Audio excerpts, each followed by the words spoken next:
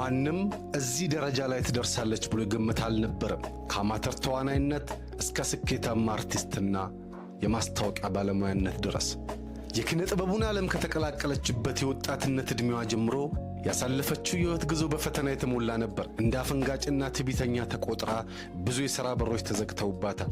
ስሟን በማጠልሸትና ስነ ልቦናዊ ጉዳቶችን በማድረስ ከኪነ ጥበቡ ኢንዱስትሪ እንድትወጣ ብዙ ሴራዎችም ተሰርተውባታል።